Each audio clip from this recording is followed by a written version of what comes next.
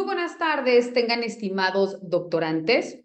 Los saluda con el gusto de siempre la doctora María Catalina Domínguez Nájera y es un placer a nombre de la Universidad José Vasconcelos poder llevar a cabo la disertación de nuestra primer sesión virtual de la materia que lleva por nombre Legislación Educativa. Para ello, le damos la bienvenida a la doctorante María del Rocío. Sea usted bienvenida a nuestra primer sesión virtual y le pido por favor, en la medida de lo posible, me pudiera informar si me ve y si me escucha de manera correcta, para que luego entonces podamos dar inicio con la disertación de los temas correspondientes al día de hoy. Le escuchamos, por favor. Hola, hola. ¿Me ve y me escucha? ¿Me pudiera notificar, por favor? Si le es imposible a través de la habilitación de su micrófono, lo podemos hacer a través de nuestro chat, por favor.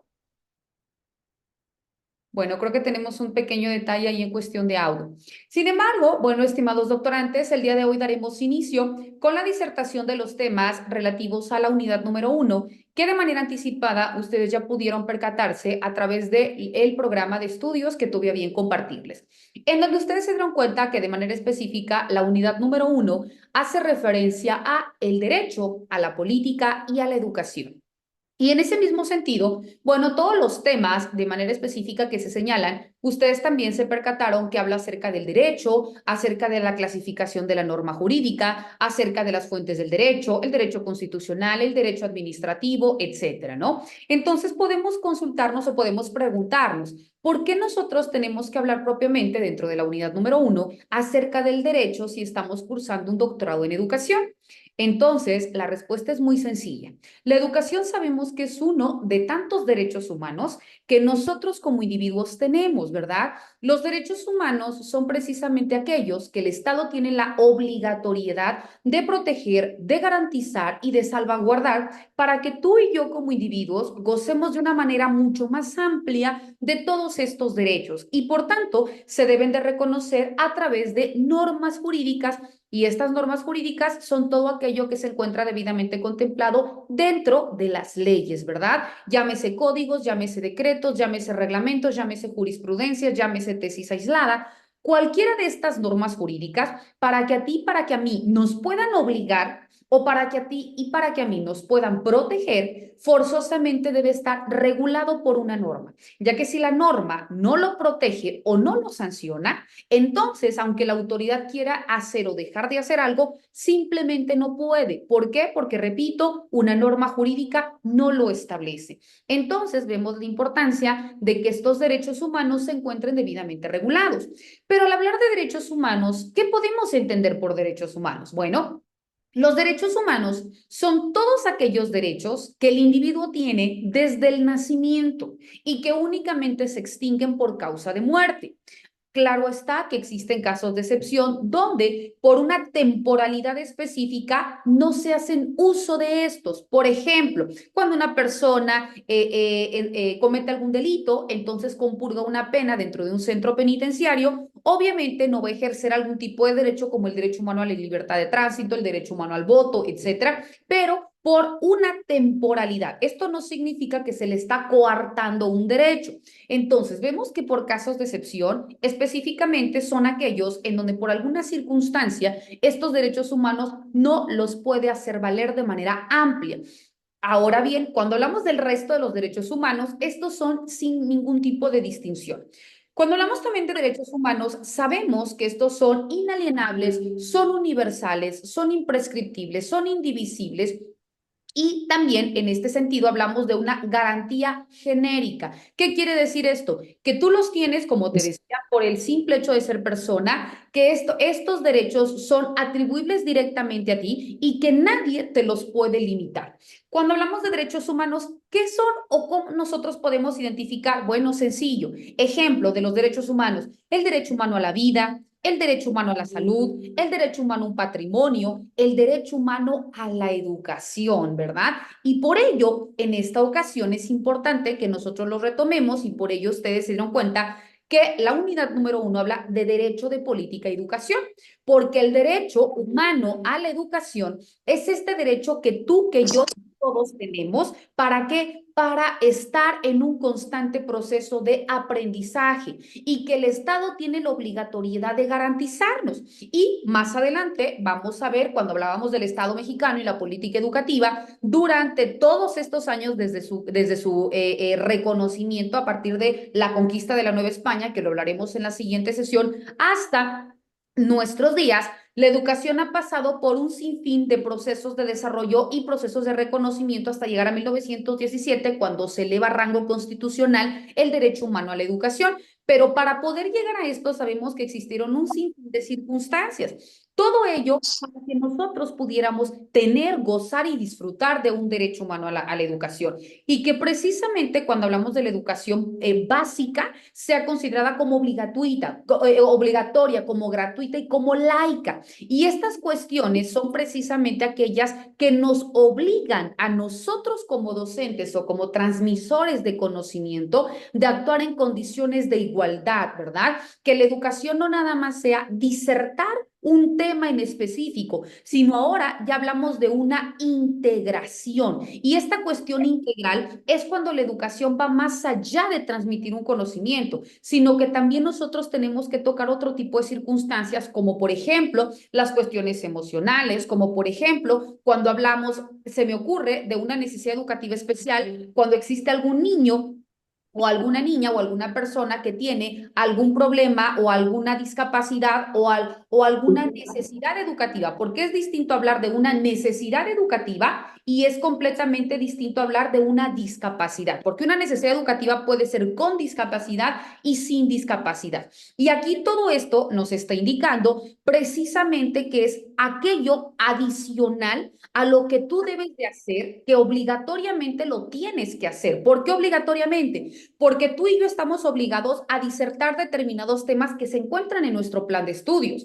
Pero cuando nosotros tenemos, se me ocurre, dentro de nuestro grupo, algún alumno que tiene algún déficit de atención o alguna persona que necesita algún tipo de canalización, ya sea un camo o un usaero o una atención psicológica, y nosotros no hacemos, entonces también estamos cometiendo en derecho una omisión.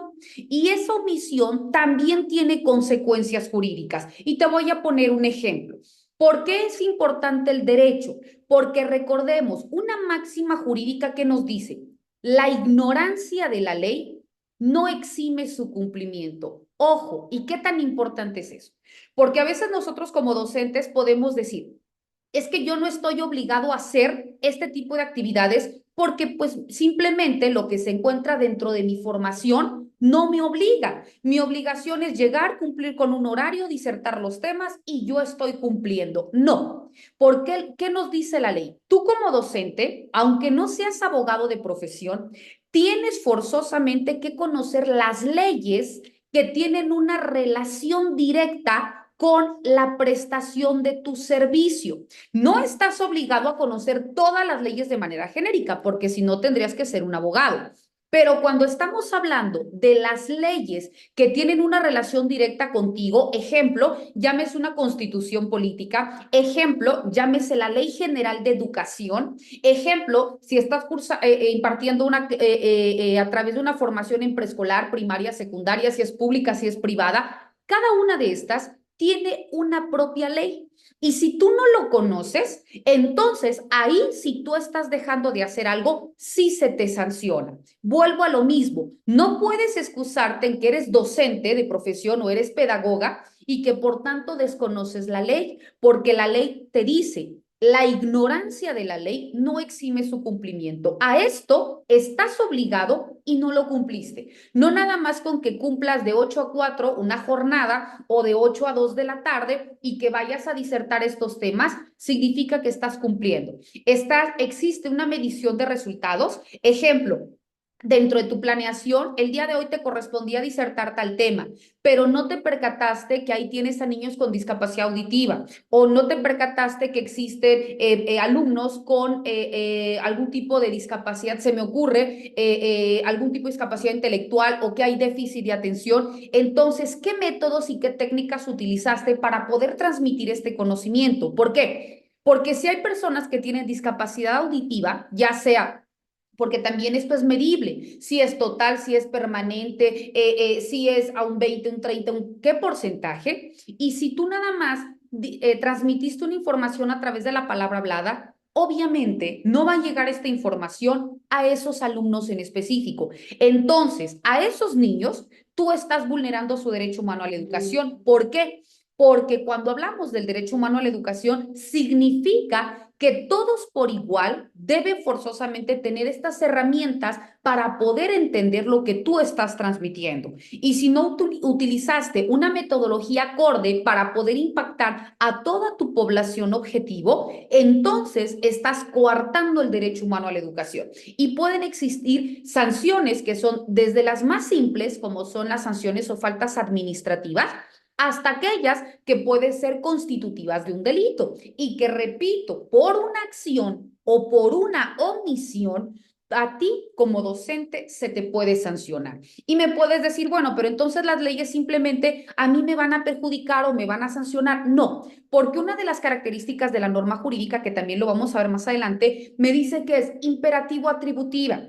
Al mismo tiempo que te confiere derechos, al mismo tiempo también te impone obligaciones. ¿Y por qué hablamos de esto? Porque así como también yo como madre de familia te puedo decir es que la doctorante Virginia Díaz o la doctorante María del Rocío Ramón o Janet Guadalupe Espinosa o Lin, porque estoy leyendo literalmente como me aparecen dentro de la plataforma, no utilizaron o no incidieron en el proceso educativo de mi hijo, pero si ustedes tienen las herramientas y me lo pueden justificar, el derecho o la norma jurídica te va a proteger y aquí no existirá ninguna conducta sancionadora. Por eso te decía, la norma jurídica, si tú haces las cosas de manera tal como se encuentran estipuladas dentro de la norma, te va a proteger.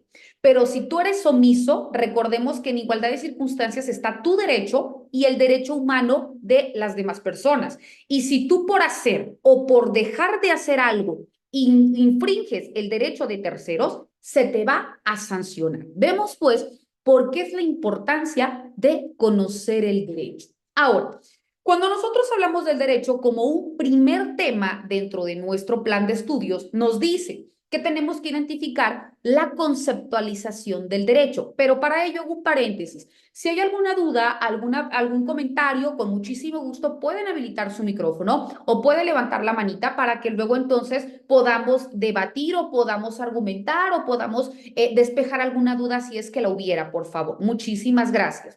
Bueno, les decía, cuando hablamos del derecho, ¿qué es el derecho? A ver, alguien de ustedes, de las que se encuentran conectados, me puede decir de manera genérica, ¿qué entienden por derecho? ¿Qué creen ustedes que sea el derecho? Una persona nada más. Le escuchamos, por favor. Ahora, si nadie quiere participar, no pasa nada. Continúo disertando los temas. Esto es únicamente para que también sea mucho más amena la sesión y todos podamos despejar las posibles dudas que existan. ¿Alguien me puede apoyar argumentando que Yo, entiende? doctora. Yo, doctora, con gusto. Gracias. Adelante, María del Rocío. Se define como un conjunto de normas y principios que precisamente nos dan esas pautas que nos regulan para conducirnos en sociedad. Estas normas nos dicen precisamente este derecho, nos regulan la conducta humana. Perfecto, María del Rocío. Vamos a ir desmembrando la conceptualización y muchos de los elementos que María del Rocío nos proporciona son acertados en el sentido de lo que regula de manera genérica la norma. Y vamos a empezar explicando y emitiendo estas definiciones. Primero, coincido. Me dice que el derecho es un conjunto de normas jurídicas. ¿Por qué hablamos de una conjunción? Porque el derecho no nada más es tomar un código y lo que de manera literal se encuentra comprendido dentro de este, es decir, los artículos. No, porque no nada más tenemos una constitución, ¿verdad? La norma jurídica es aquella que va desde lo más inmediato, por ejemplo, un reglamento. ¿Cuántos de nosotros dentro de nuestro ámbito laboral existen reglamentos? Nosotros, por ejemplo, en el salón de clases tenemos un reglamento, ¿verdad? Que es para nuestros niños o que es incluso para nosotros mismos. También tenemos un reglamento dentro de una escuela. Existe también, por ejemplo, reglamentos a nivel municipal, que la Dirección de Educación, por conducto de la Comisión de Educación, se crea para que tenga aplicación dentro de las instituciones que se encuentran en ese municipio, tanto en las zonas urbanas como en las zonas rurales. Pero también existen leyes que se crean a nivel estatal. ¿Por qué les digo esto? Porque la norma jurídica tiene jerarquías. Y esas jerarquías nos indica que son desde el distinto campo de atención. Entonces, hablamos que son aquellas que son inmediatas, que son las normas que van a tener una aplicación o estas reglas que nos van a imponer un accionar o nos van a limitar en un dejar de hacer, pero que forzosamente encuentran como fin un equilibrio social. Entonces te decía, por ello existe el Congreso del Estado para cada una de las entidades federativas que va a crear la norma que únicamente va a tener aplicación dentro de esa entidad federativa. Y también existe el Congreso de la Unión, que van a crear las leyes que van a tener aplicación a nivel nacional. Pero ¿qué crees? También existen leyes internacionales, que son aquellas que, como su nombre lo indica, a través de tratados internacionales se va a regular tanto, ejemplo, en materia de salud, en materia de educación, en materia de género, etcétera, ¿no? Y nosotros, México, como parte de una comunidad internacional, estamos obligados a dar continuidad a lo que se regula a nivel internacional, adoptarlo dentro de nuestras leyes y aplicarlo para garantizar de manera más amplia los derechos de nosotros. Te pongo como ejemplo, existe la Declaración Universal de los Derechos Humanos, pero también existe la Convención Interamericana de los Derechos Humanos, también existe la Constitución Política de los Estados Unidos Mexicanos, existe la Constitución para el Estado Libre y Soberano de Chiapas. Especifico en Chiapas porque tu servidora vive en San Cristóbal de las Casas, pero acá también tenemos doctorantes que son del Estado de Tabasco, que son de la Ciudad de México, etcétera. Entonces, cada una de estas entidades federativas también cuenta con instrumentos jurídicos locales. ¿Y por qué te digo esto? Porque a partir del 2011, cuando existen estas reformas a las leyes, específicamente a la Constitución, a la par de la Constitución se encuentran los tratados internacionales. Antes, ¿verdad? Ustedes no me dejarán mentir, cuando nosotros estudiamos, se me ocurre, civismo en la primaria, nos hablaban de la pirámide de Kelsen, ¿verdad? Por encima o en la cúspide la Constitución y por debajo todas las demás leyes que tú quieras. A partir del 2011, esto ya no es así. Se habla en igualdad jerárquica la Constitución y los tratados internacionales. ¿Por qué? Porque en ocasiones las normas jurídicas que tenemos en nuestro país regulan determinadas conductas, pero de una manera muy limitada. Entonces se puede encontrar un tanto vulnerado tu derecho, repito, llámese en salud, llámese en educación, llámese en patrimonio, llámese en género, llámese lo que quieras, pero existen instrumentos jurídicos de índole internacional que ahora ahí sí se regula de una manera más amplia. Entonces, ¿qué te dice? Atendiendo al principio pro persona, ¿qué significa esto? Lo que sea más favorable en tu condición de individuo. Si a mí como María Catalina se me ocurre, María del Rocío es mi docente y está coartando mi derecho humano a la educación porque tenemos sesiones virtuales y no me permite ingresar, pero en efecto me dice que sí estoy en sala de espera, ¿no? Porque estoy leyendo que en ocasiones me ponen ahorita en el grupo que no les permite accesar, pero puede ser porque no estamos poniendo de manera correcta los datos o porque no se tiene actualizado algún dispositivo, no lo sé, pero en el momento que su servidor ahorita en plataforma me aparece, con mucho gusto yo les doy a aceptar, pero si eso no pasa, entonces son circunstancias completamente ajenas a mí. Pero bueno, en el supuesto que sí me apareciera y que María del Rocío fuera mi docente, si María del Rocío de manera específica me está coartando este derecho humano a la educación, entonces yo puedo iniciar un proceso en contra de María del Rocío. ¿Y aquí qué pasaría? Bueno, si las leyes locales y nacionales no me protegen, entonces yo sí puedo hacer valer una ley internacional y la autoridad está obligada a conocer esa ley y aplicarla. ¿Por qué? Porque es lo que a mí como María Catalina me va a garantizar de una forma mucho más amplia. Te pongo otro ejemplo. Cuando hablábamos de las muertas de Ciudad Juárez, Chihuahua, no existían leyes, porque nada más me hablaba el varón y la mujer son iguales ante la ley, pero no existían leyes específicamente en protección de los derechos de la mujer. Entonces, Marcela Lagarde empieza a realizar este proceso de investigación y se da cuenta que a nivel internacional sí existían leyes que nos protegieran. Llámese la Convención de Belém do Pará, llámese el Protocolo de Acción de Beijing, ¿verdad? Que son documentos internacionales. Y entonces, ¿qué nos indica? Si hay leyes internacionales y aquí me dice que sí, me tienes que proteger Estado y tú estás siendo omiso, ya sea por intereses económicos, políticos, sociales, culturales, cualquiera que sea, entonces aquí yo estoy en un estado de indefensión. Y por ello que me dice a partir del 2011, puedes invocar estas leyes y en ese sentido se te tiene que proteger y se te tiene que garantizar. Por eso, el primer apartado de la conceptualización del derecho me dice que es este conjunto de normas, porque no nada más puedes invocar aquellas que de manera inmediata se encuentran dentro de tu lugar de origen o de donde se está cometiendo o vulnerando algún tipo de derecho, sino más bien son todas aquellas, ya sea, repito, a nivel municipal, estatal, regional, nacional o internacional, pero que se adecúen dentro del hecho que a ti te está vulnerando para que también se pueda aplicar y se te pueda sancionar o se te pueda proteger, repito, dependiendo el caso en específico, ¿verdad? Pero continuando con la definición del derecho, ¿qué más me dice? Conjunto de normas jurídicas. Aquí vamos a ir correlacionando los demás temas, porque el siguiente tema me dice clasificación de las normas, qué son las normas, etcétera. Entonces, la definición del derecho me dice conjunto de normas jurídicas. ¿Por qué normas jurídicas? Porque existen distintos tipos de normas. Cuando hablamos de las normas, de manera genérica, son todas estas reglas o pautas a seguir para llegar a un fin específico. Pero, como ustedes ya se pudieron dar cuenta, existen las normas jurídicas, existen las normas sociales, existen las normas morales, existen las normas religiosas, que cada una de estas van a tener operancia dentro del contexto en donde tú te sitúes. Ejemplo, si hablo de las normas religiosas, bueno, hablamos de una cuestión de fe, independientemente de la religión, que nos indican que un ser superior establece como lo correcto, como lo permitido, determinadas circunstancias y determinados hechos son como prohibidos o como un no deber hacer, ¿verdad? Ya nos indica lo bueno y lo malo. Ejemplo, las normas morales. Ah, ok.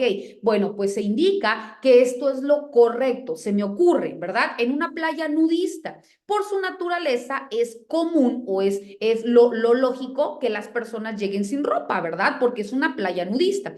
Pero si vamos en cualquier lugar y tú no llevas ropa, socialmente la gente te empieza a etiquetar porque es moralmente o socialmente incorrecto. Entonces ya sabemos que son determinadas circunstancias que son impuestas por la propia colectividad, o como cuando alguien va a contraer matrimonio, a la novia tiene que vestir de blanco, bueno, ¿y por qué no de negro? ¿Verdad? Porque ya es algo normal o algo establecido, pero socialmente hablando. Sin embargo, cuando hablamos de las normas jurídicas, es algo que no depende de ti ni depende de mí.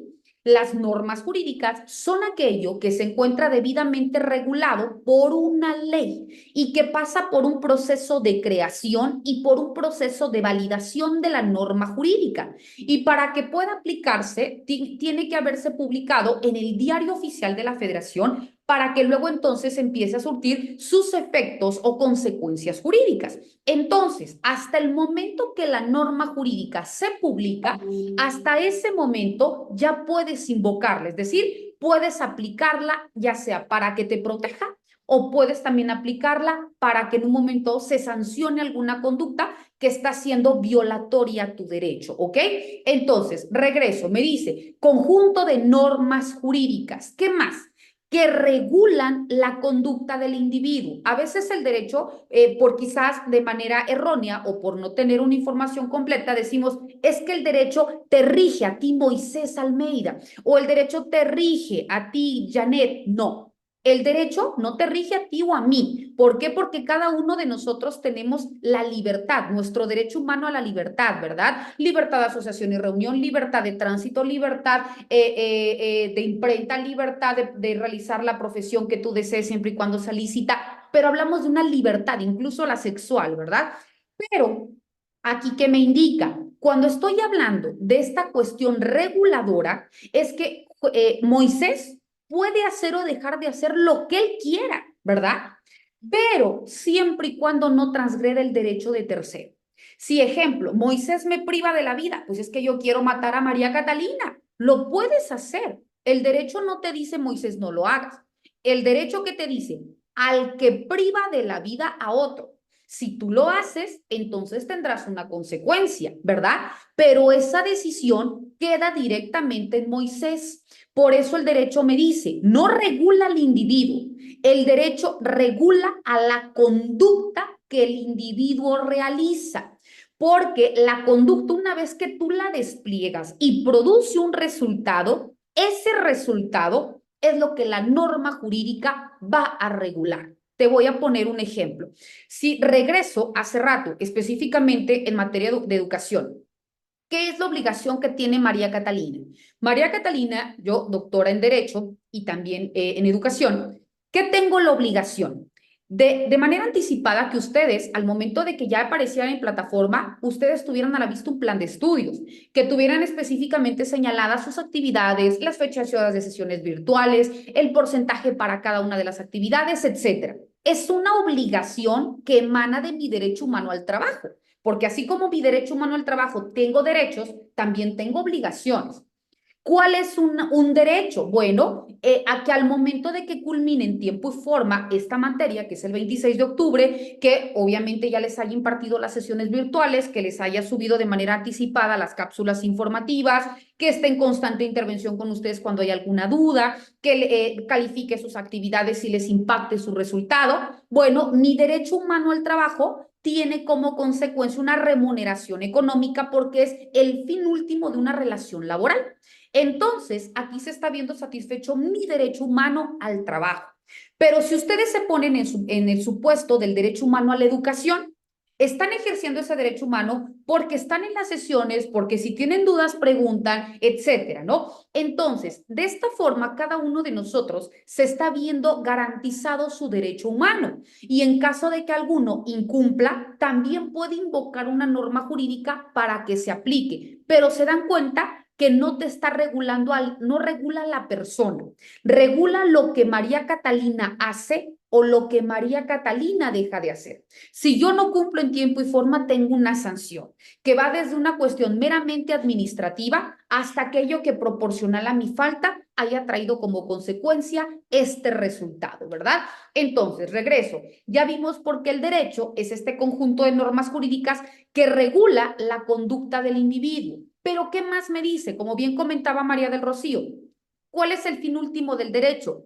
Que exista una paz social, es decir, es el conjunto de normas jurídicas que regula la conducta del individuo para que viva plenamente en sociedad. El fin último del derecho es que cuando existe un desequilibrio social, es decir, cuando existan alguna circunstancia que esté demandando y que la norma no regule, que ahora se cree una norma o que se reforme una ley y luego entonces dirima el conflicto que en este momento se está suscitando.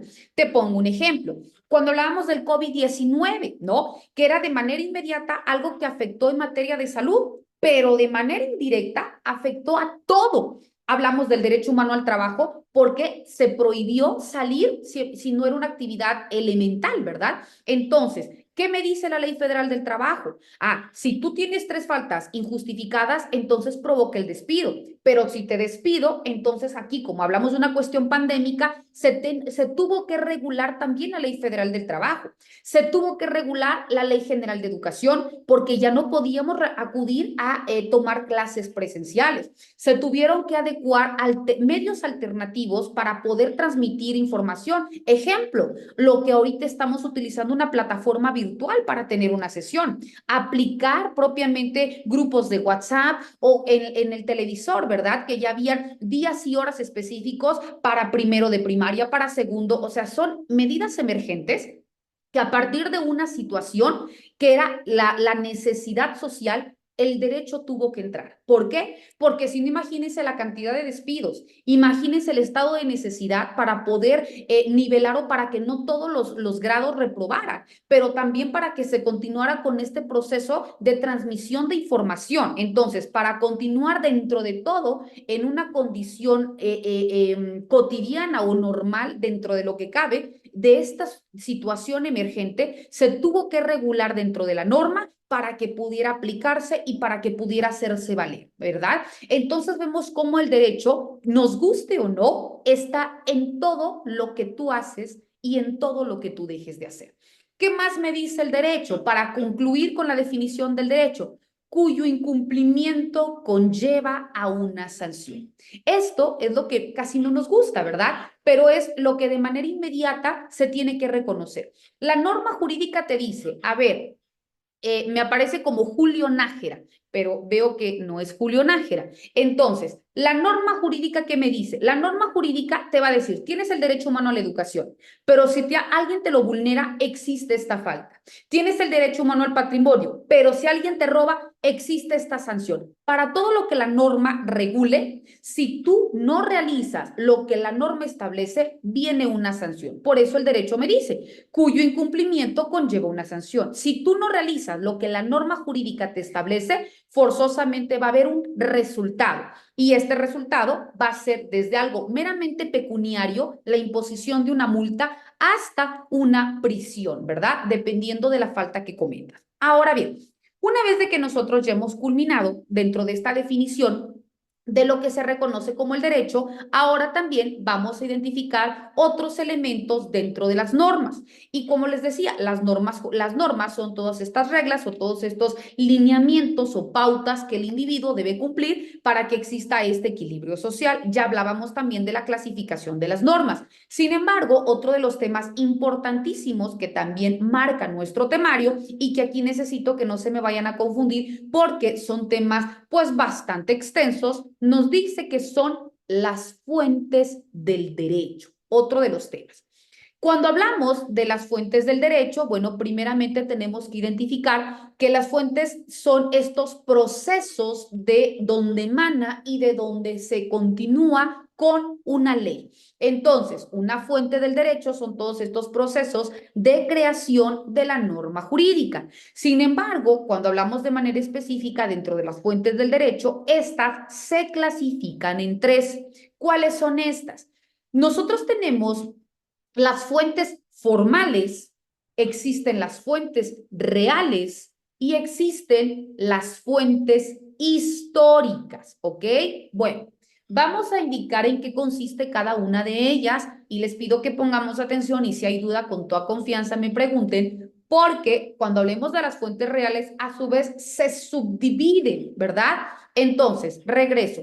Cuando hablamos primeramente dentro de las fuentes del derecho, específicamente dentro de las fuentes reales, son todos aquellos factores o son todos aquellos elementos que determinan el contenido de la norma, obviamente hablando de una norma jurídica vigente. Y esto se considera como la causa o como el motivo que hace necesaria la creación de una norma. Aquí te pongo o retomo el ejemplo de hace rato. Si hablábamos del COVID, son circunstancias necesarias que están surgiendo, son reales porque son circunstancias actuales, reales e inminentes y que el derecho tiene que regular. Entonces, son esto que está detonando que la norma jurídica exista. Por eso ustedes han escuchado, se me ocurre, es que se va a reformar una ley. Reformar significa que ya existe una ley, pero que parte de lo que está ahora regulado sirve. Entonces, esto se aplica. Sin embargo, otra parte de lo que la norma establece ya no se aplica. ¿Por qué? Porque hace un tiempo cuando se creó, estas circunstancias eran las que se podían regular, pero así como el individuo va evolucionando, la norma jurídica también tiene que evolucionar, ¿verdad? Imagínense ahorita, antes no existía la computadora, el internet, entonces no había necesidad de establecer delitos cibernéticos, la protección de datos personales, pues como el hombre evoluciona, pues también ahora tiene que evolucionar el derecho. Entonces, como en este ejemplo, por eso se dice que las fuentes reales son todas aquellas circunstancias que en nuestro día a día se van suscitando y que esto detona que la norma jurídica se cree. Por ejemplo, crear una ley que significa que no existe y que por ello se va a crear. Reformar significa que una ley existe, pero que parte de lo que existe se queda y lo que no me sirve se quita y se agrega, se adiciona. Eso es una reforma. Pero también existe derogar, la palabra derogación y la palabra abrogación. Cuando hablamos de derogar una norma, significa que esta ley o este artículo en específico ya no va a tener aplicación, pero dentro de un código. Ejemplo, hablamos, se me ocurre, la Constitución Política y hablamos del artículo 124 constitucional y que ese artículo se deroga. Entonces, vamos a encontrar, de manera literal, artículo 134 derogado, pero eso significa que solo ese artículo ya no se aplica. Todo lo demás, todos los demás artículos continúan estando vigentes. Eso significa derogar. Pero cuando hablamos de abrogar, significa que toda la ley ya no va a existir, no nada más un artículo. Significa que todo este instrumento jurídico normativo, a partir de esta fecha, ya pierde vigencia. Entonces, estos términos son importantes que los conozcamos para que cuando nosotros sepamos cuándo es que se deroga, cuándo se abroga, cuándo se crea o cuándo se reforma, sepamos los alcances de la norma. Entonces, regreso. Todo esto emana dentro de una fuente real, repito, porque son todos aquellos factores y todos aquellos elementos que determinan el contenido de la norma jurídica vigente. Ahora, cuando hablamos de las fuentes históricas, las fuentes históricas son los instrumentos jurídicos normativos que hoy en día se encuentran fuera de vigor, pero que guardan alguna importancia o algún valor histórico porque sirven de modelo para la legislación vigente. Te pongo como ejemplo, ¿no? Nosotros en el territorio mexicano tenemos un sistema jurídico neorromanista. ¿Por qué? Porque adoptamos lo que se establece o la creación del derecho romano, ¿verdad? Existe el sistema jurídico del common law, el sistema jurídico del civil law, etcétera, ¿no? Pero dentro de nuestro sistema jurídico adoptamos el derecho romano. Y en el derecho romano existía, al momento de crear el derecho público, el derecho privado, el derecho social, y dentro de ellos las demás ramas del derecho, existía primeramente el corpus juris civilis, el digesto, las 12 tablas, etcétera. Esto a nosotros como abogados nos sirve. ¿Por qué? Porque esto es la base para nuestro derecho positivo mexicano, es decir, las normas jurídicas que hoy en día se aplican en nuestro territorio. Entonces, no podemos dejar de estudiarlos porque si no, no comprenderíamos el por qué hoy en día nos rigen estas normas. Entonces, regreso. Esto es precisamente las fuentes históricas. Todas aquellas normas que existieron en algún momento, que hoy en día no se aplican, pero no por ello se resta un valor histórico jurídicamente hablando. Ahí es en donde nosotros hablamos dentro de unas fuentes históricas. Pero también les decía que existen las fuentes formales. ¿Qué son las fuentes formales? Bueno, las fuentes formales son estos procesos de creación de la norma jurídica. Al respecto, existe un autor que se llama Eduardo García Maínez, y Eduardo García Maínez nos indica que dentro de las fuentes formales del derecho en el territorio mexicano se clasifican en la ley, se encuentra la costumbre, se encuentra la jurisprudencia y para algunos doctrinarios dentro de fuentes formales también citan a los principios generales del derecho. Cuando hablamos de la ley, se dice que la ley es esta norma jurídica que es dictada exclusivamente por el legislador, ¿verdad? Y es un precepto establecido por una autoridad competente en el cual nos manda o nos confiere algo o por el contrario, nos prohíbe algo, ¿verdad? Y que si no cumplimos va a traer aparejada una sanción. Por ello, dentro de las características de la norma jurídica, se dice, como hace rato te comentaba, que es imperativo atributiva. al momento que te confiere derechos, a ese mismo momento también te impone obligaciones. ¿Y por qué nos dice que es impuesta? Porque no nos preguntan, ¿quieres para que se te aplique? La norma jurídica, el legislador la crea. Si tu conducta encuadra dentro de lo que dice la norma, entonces la norma se te va a aplicar. Repito, ya sea para protegerte o ya sea para sancionarte. Pero si tu conducta no encuadra en lo que dice la norma, entonces a ti no te perjudica. La norma continúa siendo vigente y obviamente impactará en quien realice esta acción o realice esta omisión. ¿Qué más me dice? Bueno, otra de las fuentes del derecho es la jurisprudencia. La jurisprudencia es aquella interpretación que de la ley hacen los tribunales federales en 5 tesis o sentencias ininterrumpidas. Esta es cuando existe algún vicio o algún vacío legal, entonces ya sea el abogado o ya sean los servidores públicos, ya sea el secretario de acuerdos, el juez, etcétera, puede suplir estos vacíos aplicando una jurisprudencia. Existe también la costumbre, y aquí es importante que no confundamos, porque muchos dicen es que la costumbre se hace ley. No, la costumbre es una práctica reiterada que transgeneracionalmente se toma como cierta. Entonces, por una colectividad, en un tiempo y en un espacio, esto se continúa haciendo y la propia gente lo acepta como positivo, ¿verdad? Pero eso no significa que la norma jurídica lo regule, porque ya dijimos que para que sea ley tiene que pasar por un proceso de creación y por un proceso de validación de la norma jurídica. Ahora bien, para muchos doctrinarios existe lo que se le conoce como principios generales del derecho. Los principios generales del derecho son todas aquellas frases o todos aquellos postulados que de manera literal no se encuentran debidamente señalados dentro de la norma, pero que los legisladores también lo toman en cuenta al momento de resolver un conflicto. Te pongo como ejemplo.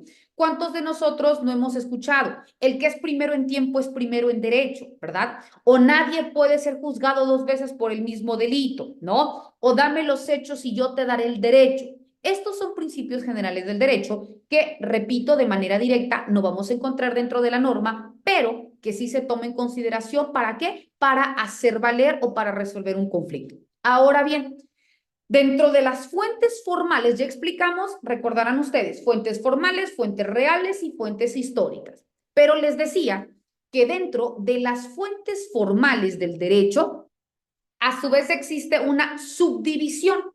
Tenemos a las fuentes formales directas y luego entonces tenemos a las fuentes formales indirectas. Vamos a explicar en qué consiste cada una de ellas porque cada una también se subdivide en otras tantas. Bueno, cuando hablamos de la primera, que son las fuentes formales directas, son aquellas que son puestas en vigor de manera inmediata por la autoridad, en este caso por el legislador, ya sea en el ámbito de sus respectivas competencias. Lo que hace rato te comentaba. ¿Quiénes crean las normas? Sabemos de manera inmediata que en nuestro territorio mexicano existe una división de poderes y que está el poder ejecutivo, se encuentra el poder legislativo y se encuentra el poder judicial. Sabemos que el ejecutivo está depositado en el presidente o presidenta de la República, el legislativo en la Cámara de Diputados y de Senadores y el judicial precisamente en las autoridades que imparten justicia. Entonces, los legisladores son precisamente quienes van a crear la norma. Repito, llámese a partir del Congreso de la Unión o a partir del Congreso del Estado. Entonces, los legisladores son aquellos que están facultados para crear la norma y cuando identifican que existen circunstancias que se necesita regular o que se necesita crear o que se necesita reformar porque hay una desestabilidad social, crean la norma. Entonces, esto significa las fuentes formales directas, que el legislador identifica todo aquello que se necesita regular y por ello crea la norma jurídica. Cuando hablamos de las fuentes formales indirectas, bueno, estas fuentes formales indirectas son cuando de manera inmediata los legisladores no crean la norma jurídica, porque pueden existir diferentes tipos de intereses, ya sea económicos, ya sea sociales, ya sea de cualquier índole, ¿verdad? Para ya no entrar en detalles, ¿verdad? Que casi no pasa en nuestro territorio. Entonces, cuando existen este tipo de intereses y aunque la propia sociedad esté demandando que las normas se creen o que se reformen o que se apliquen de tal o cual forma y los legisladores son omisos, entonces, a partir de las fuentes formales indirectas, es aquella actividad consciente o inconsciente de los particulares, pero que a ti o a mí nos está facultando para poder presentar iniciativas o proyectos de ley, ya sea al Congreso del Estado o al Congreso de la Unión, y decirle, esto está pasando y tú no estás regulando y hay un estado de necesidad. Voy a poner el ejemplo de hace rato. Ustedes recuerdan que estuvo muy sonado las muertas de Ciudad Juárez, Chihuahua, ¿verdad? ¿Y qué pasaba? Nos estaban privando de la vida y nos están desafortunadamente privando de la vida y aparecía todos los días y a cualquier hora cuerpos, ¿verdad? Expuestos. Y era muy marcado el odio o la hazaña con la cual se privaba de la vida, porque el cuerpo de las mujeres aparecía expuesto, cercenados los senos, los genitales, el vientre, y eran partes específicas diferenciadoras entre el cuerpo humano del hombre y de la mujer, porque a veces se dice es que legislaron, por ejemplo, el tipo penal feminicidio porque es femenino y es para mujer, y homicidio porque es para hombre. No, ahí es un marcado desconocimiento o ignorancia en el tema, porque si por el contrario, a quienes hubieran estado privando de la vida era el hombre, pues obviamente se tenía que legislar en favor de los derechos del hombre, pero como era específicamente en la mujer, pues eso hacía precisamente que se legislara en favor de la mujer. Pero ¿qué pasaba?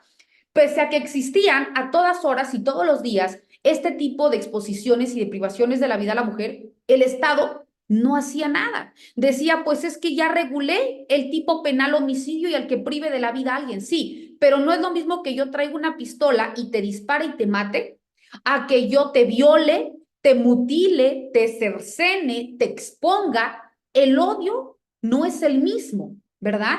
El fin último sí es la privación de la vida, pero todo lo que pasó la víctima de una forma y de otra para llegar a ese fin no se puede medir en igualdad de circunstancias. Eso precisamente es lo que se le trataba de indicar al Estado. Y el Estado, pues obviamente no le iba a convenir decir, soy un Estado feminicida, ¿verdad? Entonces, ¿qué pasa? Una activista que es Marcela Lagarde, sin ser abogada, ojo, porque aquí no nada más es si eres abogado para que lo puedas hacer.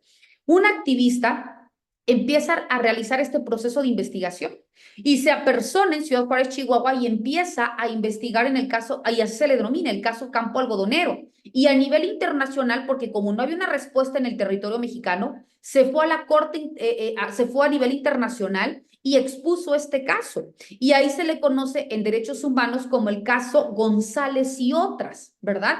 Entonces, ¿qué pasa? Ahí es en donde se dio cuenta Marcela Lagarde que a nivel internacional sí existían tratados internacionales donde se protegía de una manera mucho más amplia al derecho humano a la mujer. No porque seamos un grupo en condición de minoría, que si bien es cierto lo somos y que estamos en una condición de vulnerabilidad, pero por todas estas circunstancias o todas estas brechas de desigualdad que se han impuesto, pero máxime por este estado de necesidad de protección al bien jurídico que es la vida. ¿Qué pasa? Marcela Lagarde empieza a realizar este proceso de investigación y como esto era a nivel nacional, presenta un proyecto al Congreso de la Unión. ¿Y qué cree? Gracias a Marcela Lagarde, que repito, sin ser abogada, se reforma el Código Penal y se agrega el tipo penal feminicidio. Gracias a Marcela Lagarde, que era una activista, se crea la Ley General de Acceso de las Mujeres a una Vida Libre de Violencia. Gracias a Marcela Lagarde se reconoce en algunos estados de la República la alerta de violencia de género. Y en mi estado, que es Chiapas, y específicamente en San Cristóbal de las Casas, que es en donde su servidora vive, a nosotros desde el 2016 tenemos una doble alerta de violencia de género. Imagínense ustedes. Y todo esto no fue porque el Estado o porque los legisladores se hubieran dado cuenta. Quizás se percataron, pero fueron omisos. Entonces, aquí es en donde entramos nosotros como sociedad civil o como nosotros en lo individual. que estamos viendo un estado de necesidad y que los legisladores son omisos y que no nos vamos a quedar hasta que ellos quieran o no legislar.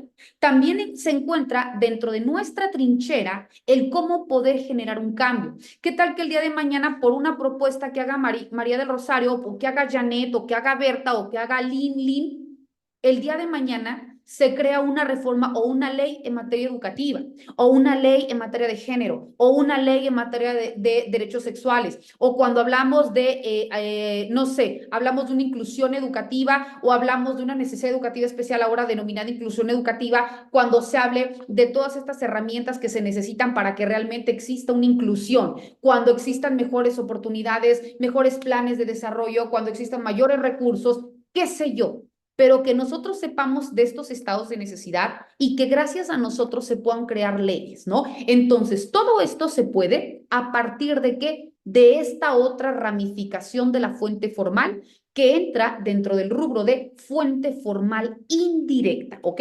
Ahora, cuando hablamos, ya especificamos en qué consiste una fuente formal directa y en qué consiste una fuente formal indirecta.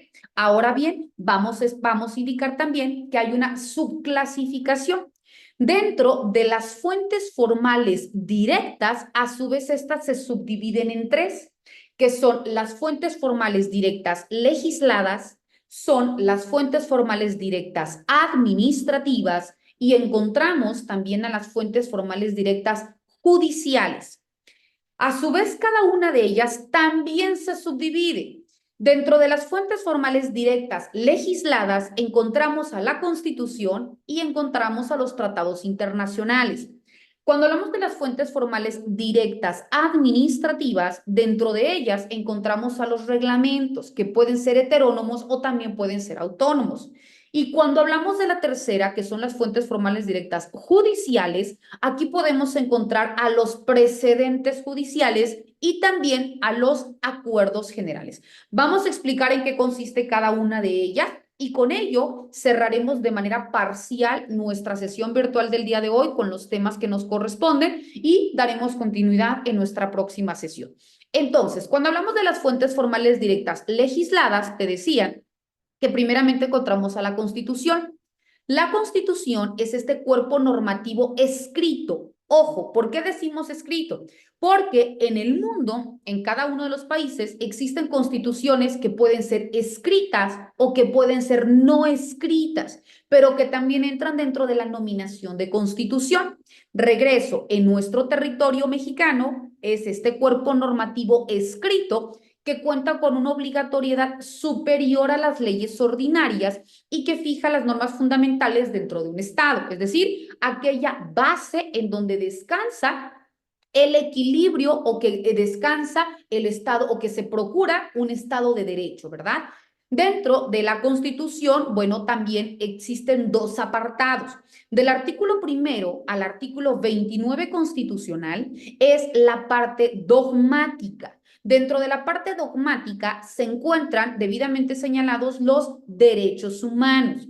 Y a partir del artículo 30 en adelante se denomina la parte orgánica. ¿Por qué la parte orgánica? Porque ahí es en donde se contempla la cuestión estructural y organizacional del Estado, la división de poderes, la competencia que tienen los servidores públicos, las acciones o omisiones dentro del ejercicio de poder, los tribunales encargados de impartir justicia, etcétera, ¿no? Cuando hablamos dentro del primer apartado, que son los derechos humanos, para cada uno de los derechos existe una ley supletoria, porque si no, imagínense de qué tamaño será nuestra Constitución, ¿verdad? Sería tomo de tomo de tomo de tomo. Ejemplo, si te hablo del derecho humano al trabajo, existe, de este artículo, ¡pum!, emana la creación de una ley, que es la Ley Federal del Trabajo, en donde se va a regular todo lo inherente al trabajo. Llámese la relación patrón-trabajador, llámese las condiciones federales del trabajo, llámese el sindicato, etcétera, ¿no? Todo lo relativo a el derecho humano al trabajo, que es uno. Cuando hablamos de la educación, ¡pum!, te bota a otro código, que es la Ley General de Educación. Si te hablo de la vida, pues cuando se vulnera la vida, hablamos de un delito, hablamos de homicidio, hablamos de lesiones, hablamos de violencia, entonces te redirecciona, ¿qué? A un código penal.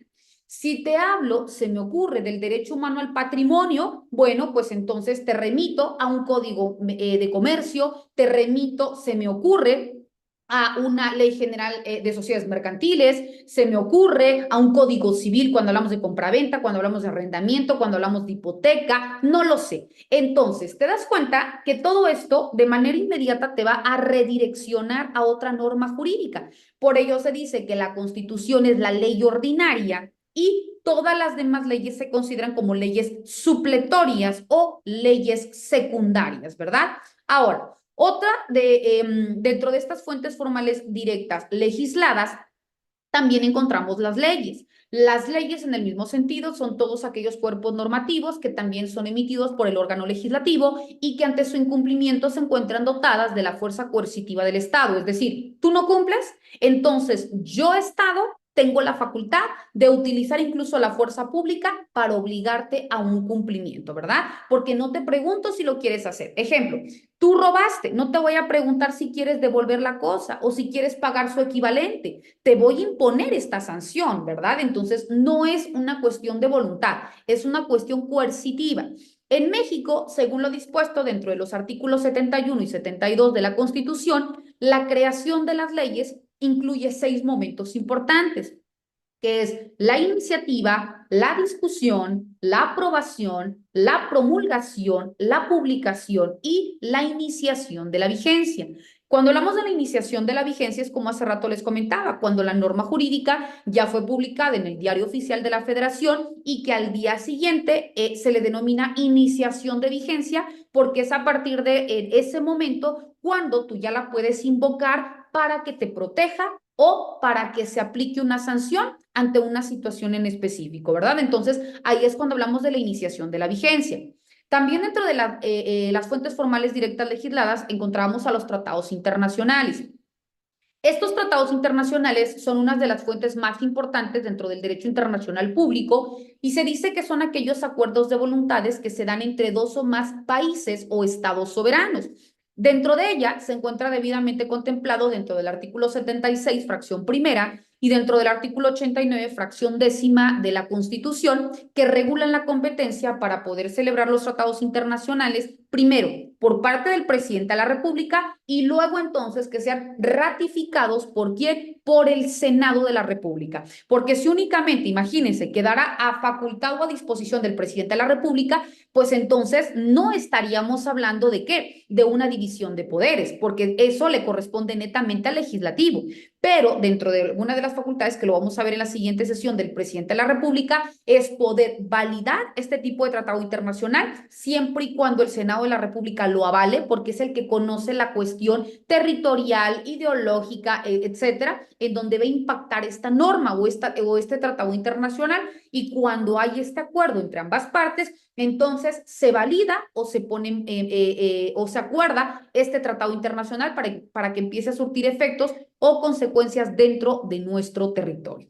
Bueno, estimados doctorantes, agradezco enormemente que se hayan conectado a nuestra sesión virtual del día de hoy. Sin lugar a dudas se dan cuenta qué tan importantes son estos temas, hablando específicamente en derecho y por qué nosotros dentro de nuestra praxis en materia educativa o dentro del ámbito educativo tenemos que conocer, quizás no de manera literal, pero sí genérica, todas aquellas normas que están o que regulan nuestro día a día o nuestra actividad para poder evitar incurrir en alguna omisión o en alguna sanción o también para actuar en una serie de protecciones a nuestros derechos. Vamos a continuar en nuestra siguiente sesión virtual dentro de estas fuentes formales directas, explicando en qué consisten las demás, para luego entonces entrar dentro del derecho constitucional, dentro del derecho administrativo y luego entonces dentro del Estado mexicano y la política educativa que va hasta nuestros días.